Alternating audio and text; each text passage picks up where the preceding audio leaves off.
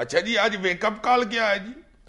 آج wake up کال ہے پانی سے متعلق. وہ تو سال ہو گیا تم باتیں کرتے ہو پانی کے متعلق. پانی کے متعلق آج جو ایسپیکٹ میں ڈسکس کرنے جا رہا ہوں یہ انتہائی خطرناک ہے. بگلیہار ڈیم جو ہے نا، یہ بڑی حد تک انڈیا اس کو جسٹیفائی کرتا ہے کہ آپ کا پانی چونکہ ضائع ہو رہا ہے، سمندر میں گر رہا ہے، اور ہم نے سندھ طاس معاہدے کی کوئی خلاف ورزی نہیں کی، اور آپ اپنا مقدمہ بین الاقوامی عدالت میں ہار بھی چکے ہیں. یار مجھے یہ بتاؤ، پچھلے 10 سال فارن آفس وہاں خربوزے بیچتا رہا ہے جی، اس نے بتایا ہی نہیں ہے. یہ محض فارن آفس کی ذمہ داری نہیں ہوتی کہ ایسی چیزیں آپ کو بتائے.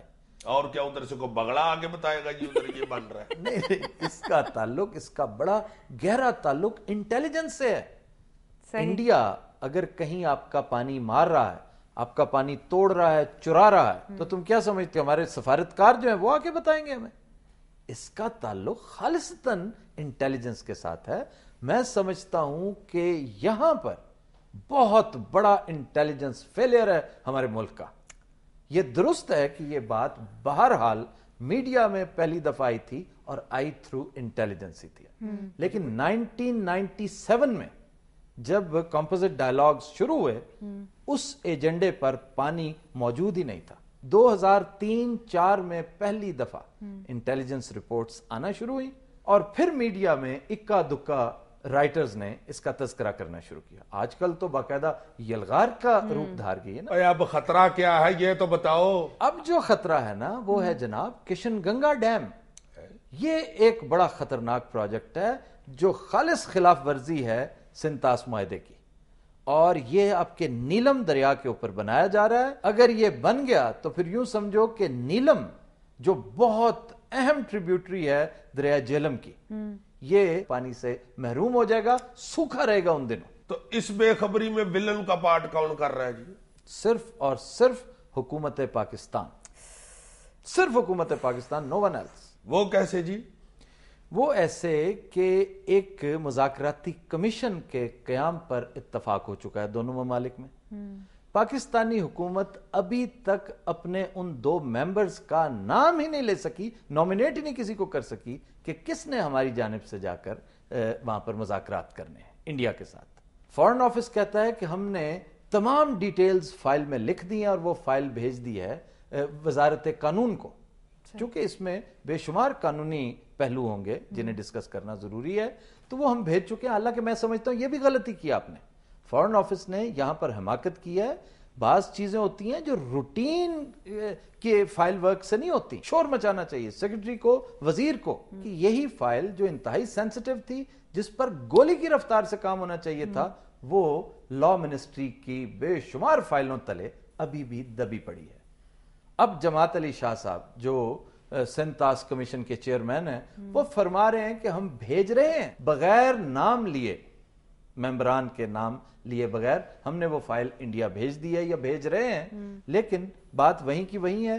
یہ اہم ترین سوال ہے کہ اس کے اوپر ڈیلے کیوں ہو رہا ہے. 9 مہینے پہلے جب ان کی آنکھیں کھلی تھیں کہ صرف ودن 9 منتھس کشن گنگا کمپلیٹ ہو جائے گا، اور پھر جب یہ بن گیا تو پھر فیٹ اکمپلی ہو جائے گا، پھر آپ اس کو نہیں روک سکے، کسی طرح نہیں روک سکتے، کسی بھی بین الاقوامی عدالت میں جا کر بھی. اس کا انجام وہی ہوگا جو آپ کا بگلیہار ڈیم پہ ہوا ہے. تو پھر جب آپ کو پتا چلا کہ 9 ماہ کے اندر اندر یہ سانحہ ہو جائے گا، تو آپ نے اب تک کیا کیا؟ 3 مہینے آپ نے اس میں ضائع کر دیے ہیں. وہ 9 مہینے اب 6 مہینے کا عرصہ رہ گیا ہے. تو سر یہ ڈیلے کیوں ہو رہا ہے؟ یہ ڈیلے کرپشن کی وجہ سے ہو رہا ہے.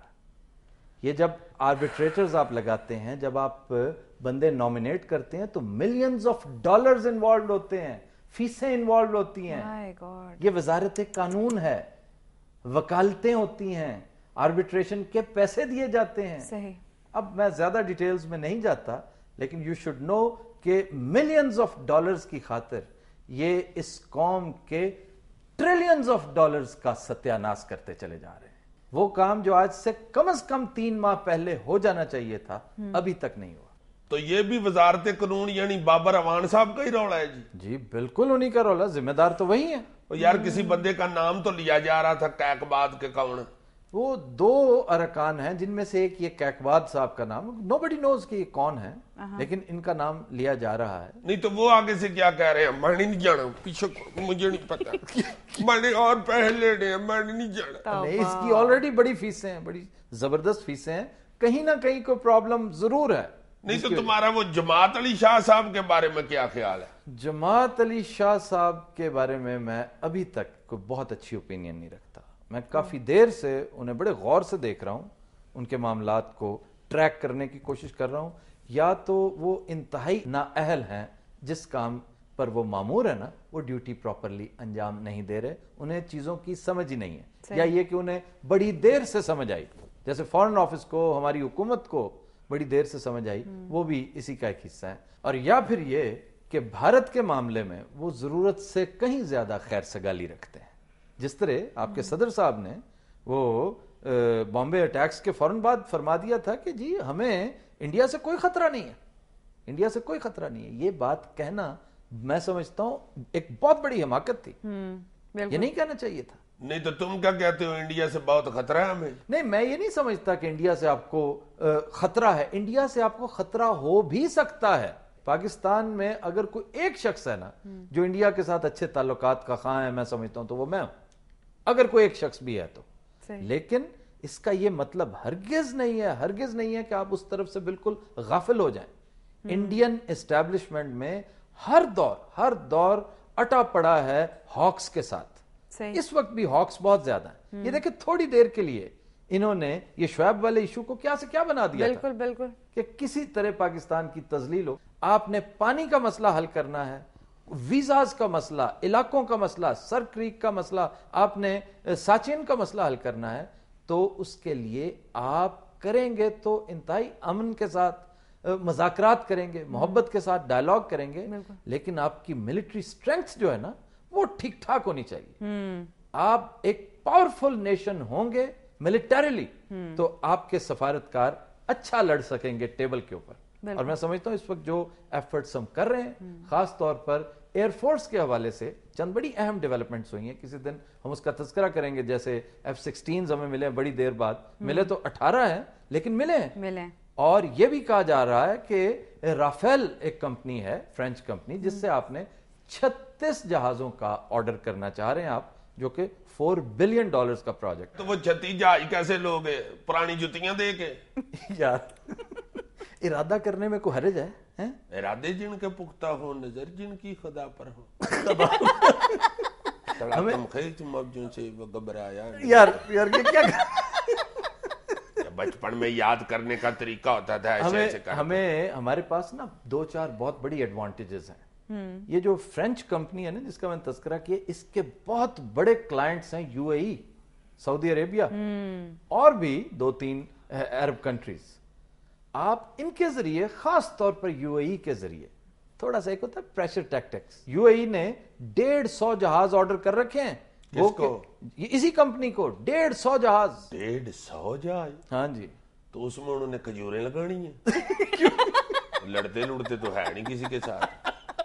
تم انتظار میں ہو کہ وہ لڑ پڑے. نہیں تو 150 جہاز کیا کرنا. گزارش یہاں یہ ہے کہ آپ کی سفارتکاری کا تقاضا یہ ہے. زرداری صاحب جو کہتے ہیں نا کہ ہمارے بڑے دوست ہیں UAE والے, تو ٹیسٹ کیس کے طور پر انہیں چاہیے کہ یہ رافیل کو پریشرائز کریں کہ جو ہمیں ہماری ریکوائرمنٹس ہیں وہ دیں, سافٹ ٹرمز پر دیں. یہ JF تھنڈر کے حوالے سے بھی, اور ان 36 جہازوں جن کا میں نے گزارش کی ہے, یہ بہترین اچیومنٹ ہوگی میں سمجھتا ہوں آصف علی زرداری کی, اگر وہ یہ کر لیں تو. اس کا مطلب یہ ہرگز نہیں ہے کہ ہم جنگ کے لیے بس تیاری کر کے بیٹھے ہیں اور ہم نے انشاءاللہ بہت جلد نیست و نابود کر دینا دشمن کو. نو, کوئی دشمن نہیں ہے, کوئی دشمن نہیں ہے تا وقتے کہ کوئی ہم پہ چڑھ دوڑے. بالکل. ہم تو صرف ریئیکشن کے طور پر, ہم نے صرف اپنے آپ کو برے دنوں کے لیے تیار کرنا ہے. آپ ملٹریلی تیار ہوں, آپ کے سفارتکار واقعی میریکلز کر سکتے ہیں. یا اللہ, یا تو ادھر ڈالروں کی بارش کر دے, یا لوگوں کے دلوں میں رحم ڈال دے, وہ ہمیں ادھار سودا دے دیا کر. خاصی نظرات ہم لیتے ہیں ایک بریک, ہمارے ساتھ رہیے گا.